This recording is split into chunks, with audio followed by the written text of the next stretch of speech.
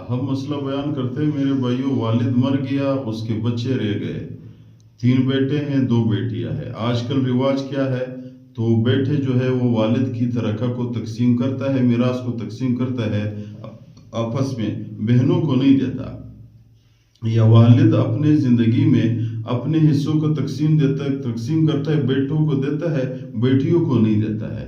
تو کیا حکم ہے اسلام، اس کا کیا حل کیا کہتا ہے؟ والد گناہگار ہے، بھائی گناہگار ہے، اس کا حق ہے یا نہیں ہے؟ جس جگہ پہ وہ رہتے ہیں اسی جگہ میں، اسی گھر میں اس کا نماز صحیح ہے نہ صحیح ہے، اس گھر سے صدقہ دینا صحیح یا نہ صحیح ہے، یا اس جو والد کی جو مال رہ گیا والد کے پیچھے اس کا صدقہ دینا صحیح یا نہ صحیح ہے۔ کم از کم اس مسئلے کو ہمیں سیکھنا چاہیے کہ بھائی مسئلہ کیا ہے۔ آج کل دیکھو میرے بھائیوں، والد مر گیا، اسلام نے بہت اچھا تقسیم کیا ہوا ہے۔ جیسا والد کی مال میں بیٹوں کا حق ہے، اسی طرح والد کی مال میں بیٹیوں کا بھی حق ہے۔ جیسا بھائیوں کا حق ہے اسی طرح بہنوں کا بھی حق ہے۔ اگر کتاب لکھتے ہیں میرے بھائیوں، اگر کسی کی والد مر گیا اور بچوں نے آپس میں میراث تقسیم نہیں کیا ہے، اکٹھے مال سے صدقہ کیا ہے، صدقہ والد کے پیچھے کر دیا ہے، تو ایک بھائی کی یا ایک بہن کو پسند نہیں آیا ہے صدقہ، تو پھر یہ صدقہ دینا ناجائز ہے۔ جس بھائی نے دیا ہوا ہے اس کے حصے سے کاٹنا پڑے گا، کیونکہ یہ اس کا مال ہی نہیں رہا۔ جب والد مر گیا، اس کی مال 5 بچوں یا بچیوں پہ تقسیم ہو جاتا ہے، تو ایک بڑا بیٹا اٹھ کے اس کی مال کو صدقے میں دے دیتا ہے، تو اس کا اختیار ہی نہیں ہے، کیونکہ 3 اور بھائی بھی ساتھ شریک ہے، بہنیں بھی ساتھ شریک ہے، وہ کون سی اختیار پہ اس کو والد کے پیچھے صدقہ کرتا ہے؟ جب کرتا ہے تو اپنے حصے سے صدقہ کرے۔ تو دیکھو اتنی سختی ہے۔ کتاب نے لکھا ہوا ہے کہ اگر کسی نے ترکے کی جگہ پہ والد کی زمین پہ والد کی زمین رہ گیا، 2 بھائیوں نے یا 3 بھائیوں نے اس کے ساتھ بہنوں کا حصہ ہے، وہ زمین مسجد کو دے دیا، اس حصے والے جگہ پہ مسجد بنانا بھی جائز نہیں ہے، اس کو مسجد کہنا بھی جائز نہیں، اس میں نماز پڑھنا بھی میرے بھائیوں ٹھیک نہیں ہے، کیونکہ ظلم ہے ادھر۔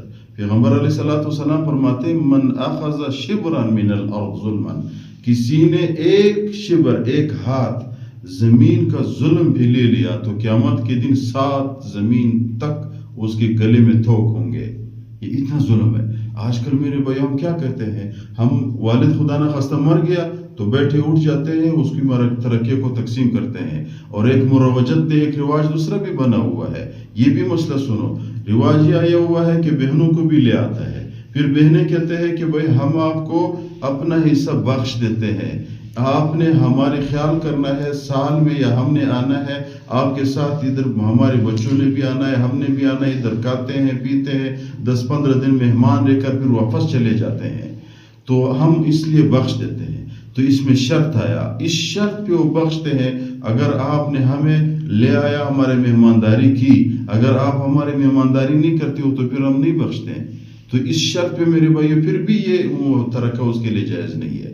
لہٰذا دیکھو یہ مروجہ چیزیں ہیں، اس مروجہ چیزوں سے بچ جائے۔ ایک طریقے پہ جائز ہے کہ آپ کی بہن یا آپ کی بیٹی آپ کو کہے کہ میرا جو بھی حصہ ہے آپ میرے خیال کرتے ہو یا نہیں کرتے ہو، میں نے آپ پہ بخش دیا ہوا ہے۔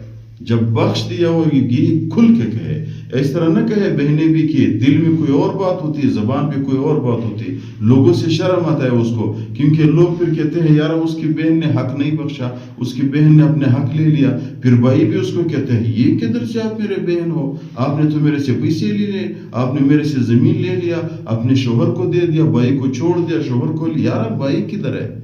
ادھر تو بھائی ہے نہیں، اس کی اپنا حق ہے، شوہر تو اپنی جگہ پہ۔ اس لیے اسلام نے 2 بہنوں کے ایک بھائی کے برابر کر دیا ہے، 2 عورتیں ایک مرد کے برابر ہے، کیونکہ عورت کی جب نکاح ہو جاتی ہے تو وہ شوہر کے پاس آ جاتی ہے، شوہر کے اس کی نان نفقہ شوہر پہ ہوتا ہے، تو وہ اللہ تعالیٰ نے اس کی سپورٹ کے لیے والد کی میراث میں بھی اس کے لیے حق رکھا ہوا ہے۔ لہٰذا ان سے بچے، ہر ساتھی بچے، جس گھر میں رہتے ہیں اس گھر سے صدقہ دینا، اس مال سے صدقہ دینا، اس میں نماز پڑھنا، سب کچھ ٹھیک نہیں ہے۔ اس وقت ٹھیک ہے جب بہن حق کھل کے اپنے دل سے بخشے یا اس کو حق تقسیم ہو جائے۔